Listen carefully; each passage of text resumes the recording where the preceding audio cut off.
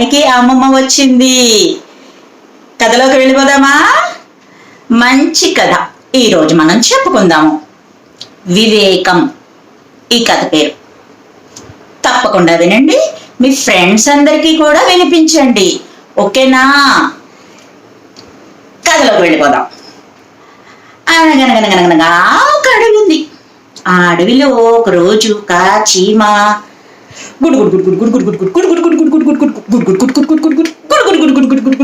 అనుకుంటూ పరిగెడుతోంది.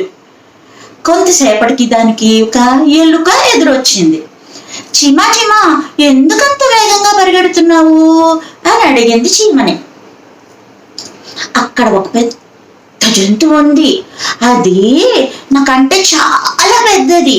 అది నన్ను తింటుందేమోనని భయంతో పరిగెడుతున్నాను అని పరిగెట్టడం ఆపకుండా పరిగెడుతూనే సమాధానం చెప్పింది.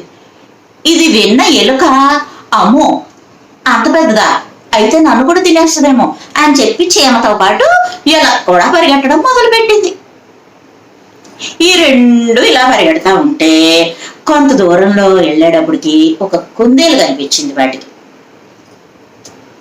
ఎందుకలా ఇద్దరు పరిగెడుతున్నారు, ఏమైంది అని చీమని ఎలుకని ఆపి అడిగింది. అక్కడ ఒక జంతువు ఉంది. అది నాకంటే చాలా పెద్దది. అది నన్ను తినేస్తుందేమోనని పరిగెడుతున్నాను అంది చీమ. అవునవును, అందుకే నేను పరిగెడుతున్నాను అంది ఎలక.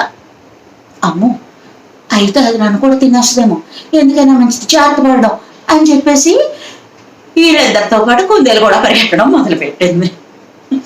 మూడు ఇలా పరిగెడతా ఉంటే కొద్దిసేపటికి ఒక నక్క ఎదురైంది. అది కూడా, ఏంటరా ఏమైంది, ముగ్గురు ఎందుకలా పరిగెడుతున్నారు, కంగారు పడుతున్నారేంటి అని అడిగింది. వీళ్ళిద్దరికీ చెప్పిన స్టోరీయే చీమ మళ్ళీ నక్క కూడా చెప్పింది. అవునవును అంది ఎలక. అవునవును అంటే కుందేలు అనేటప్పుడు, అమ్మో ఎందుకైనా మంచిది నేను కూడా జాగ్రత్త పడ్డాం అని చెప్పేసి నక్క కూడా వీటితో పాటు పరిగెట్టడం మొదలుపెట్టింది. మొత్తం 4 కలిసి పరిగెడుతున్నాయి అలా అడవిలో. పరిగెడతా ఉంటే కొంచెం సేపటికి నక్కకి ఆయాసం వచ్చేసింది. ఆగండి ఆగండి, కంగారు పడకండి, ఒక్కసారి ఒక క్షణం ఆగండి అని మిగతా వాటిని నాపింది. ఎందుకు ఆపావు అని అడిగేటప్పటికి, ఇంతకీ నాకు వెనకాల ఎవరు వస్తున్నట్టు కనిపించట్లా. ఎవరు వస్తున్నారు మనల్ని తినడానికి, పెద్ద జంతువు వస్తుందని చెప్పారు కదర్రా అని అడిగింది నక్క. అడిగేటప్పటికి, అదా ఒక పెద్ద గండు చీమ వెనకాలే వచ్చింది.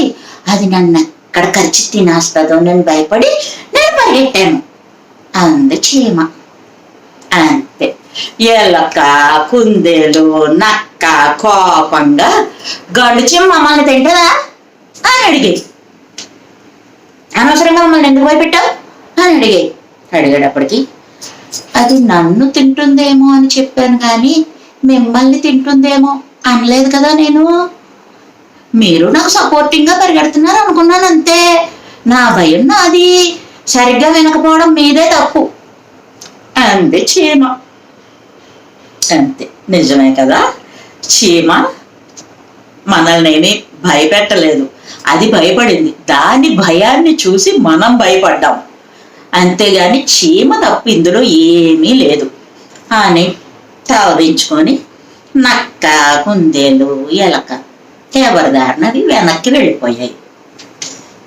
ఇదర్రా ఈ కథలో నీతి ఏంటంటే, ఇతరులు ఎందుకు భయపడుతున్నారో పూర్తిగా తెలుసుకోకుండా భయపడి అతి జాగ్రత్తలు తీసుకునే వాళ్ళు మనలో చాలా మంది ఉన్నారు. తప్పు. విషయం పూర్తిగా తెలుసుకోవాలి. అనవసరంగా భయపడడం అవివేకం. వివేకంతో ఆలోచించి ఏ నిర్ణయమైనా తీసుకోవడం మనకి మంచిది. ఇదే ఈ కథలో నీతి. బాగుందా? తప్పకుండా వినండి, వినిపించండి, లైక్ చేయండి, షేర్ చేయండి, సబ్స్క్రైబ్ చేయండి, కామెంట్ పెట్టండి. Thank you friends.